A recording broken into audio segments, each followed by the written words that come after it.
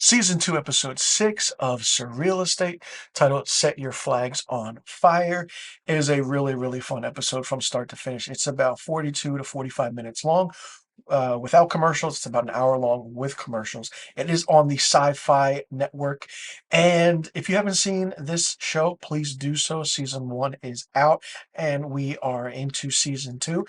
This episode was really fun. Basically, it tells the story of Luke Roman kind of being the mediator between two rivaling neighbors, the Hassans and the Massis. And the reason is for that is because, one neighbor's doing one thing, the other neighbor's getting back at it. It's back and forth, constant, nonstop. And it's really interesting. It's like, okay, is it ghosts? What's going on? Why is this feud happening? And Luke goes into Hassan's house and he tries to figure it out. He's like, okay, let's figure that out. Then he goes to the Massis. They give their word, but then they don't listen to him. Well, then the Massies kind of put their house on the market as well with Rita, Luke's rival real estate agency. And it's just really interesting because Rita has kind of a right hand named Alvin, who is just in this episode. And the block hosts a block party, and then all tensions and hell break loose. The Massies and Hassan start fighting, they start stabbing each other, and then Alvin, Rita's assistant, kind of meets his untimely demise. And then that progresses into an interesting factor of knowing the history.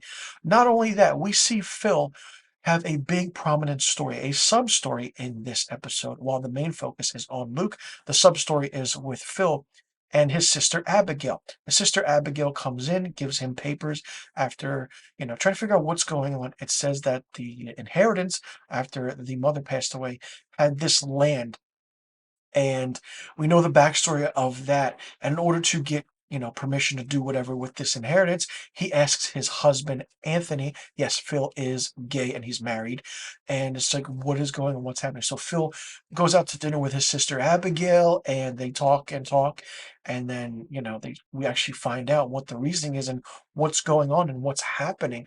That was a nice sub story. Before, in the previous episode 5 of season 2, Art and Science, Augie was the sub story and the main focus. In this one, it's Phil. I do like how the minor supporting characters are getting screen time and in a different way, but it's also the aspect of it's being connected in a different way, but with a sub story for the main story. It's really done really well. And Abigail and Phil kind of reconcile and they figure everything out and what's going to happen with the land. And Abigail's like, oh, it's, tells us like, yeah, everything you were mentioned with the priest, and you were this big going off and becoming a priest, hits and that. And so you knew Abigail was jealous of her brother, and and Phil didn't know this at all. So after that dinner happens between him and his sister, he goes back to the agency and figures out that the land that these two houses are on with the Massis and the Hassans, basically there was a blood feud back 100 years ago between two other families. It's like the Hatfield and McCoys, but a different family, where one side had a cow and the other had kind of this flower, and the cow ate the flower. They put it up, but then they, wanted to raise a fence post for the fence.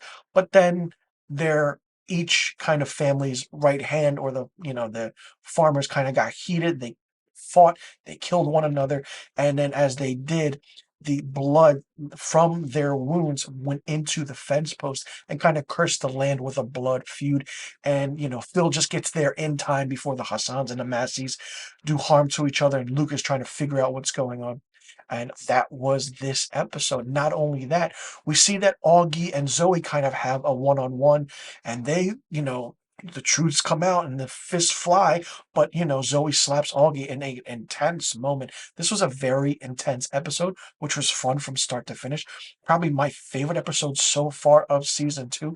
It's very well written. Love the story. Not only that, Luke is still trying to figure out what's going on with Susan. We saw nothing of Susan, or she was mentioned until the end of this episode, which is really different, so to speak, because we know she's literally in the house, her new house, but we don't know what's going on or what's moving it forward. And he calls, there's a voicemail that picks up, and it's the recording, and it's like, some of the stuff that Susan is saying, it's not doesn't really sound like her. I mean, the character is very boisterous and happy, but it's too happy and too boisterous. And as Luke turns the phone off, he says everything he wants to say to Susan, but he says it to himself, to a credenza, and he has a baseball in his hand, and he just gets frustrated, throws it, and breaks the glass that his liquor is in, and that's the end of the episode. Phenomenal episode, well directed, well written, love the tension. It was more so scary in a way where it's your everyday life, your neighbors, and you don't know what's going to happen, but then you get the history and the backstory, which kept me guessing. And if a show like this keeps me guessing until the very end to figure out what's going on, it's great. I was actually predicting that it had like the poltergeist story feel to it, where they buried something, they moved the headstones, and then that, but no, it was kind of the Hatfield and McCoys with the rivalries for hundreds of years just because the spirits and everyone killed themselves.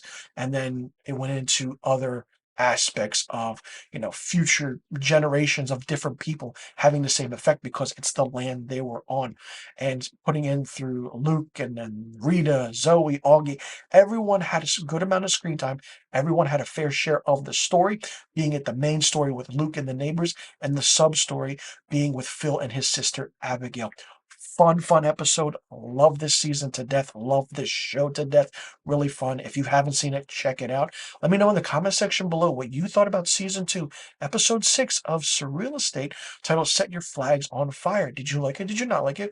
What did you think of it? What did you think about the aspect of the story? Did you like the main story or the sub story? Did you like how everything came together? And do you like that each supporting character is getting a sub story this season? What do you think happened to Susan? Do you think that Luke will figure out and go to the house and fight the house in a way? Do you think that he'll get his powers back after he lost them in season 1? And what else do you think is going to happen in this season 2 of Surreal Estate? Let me know in the comment section below. But all the questions I just asked, and be sure you click that subscribe button, hit that notification bell for new review videos on my channel. I will see you all in the next review video. I'm Mr. Filmstock, and be sure you tune in next week to my Season 2, Episode 7 review of Surreal Estate.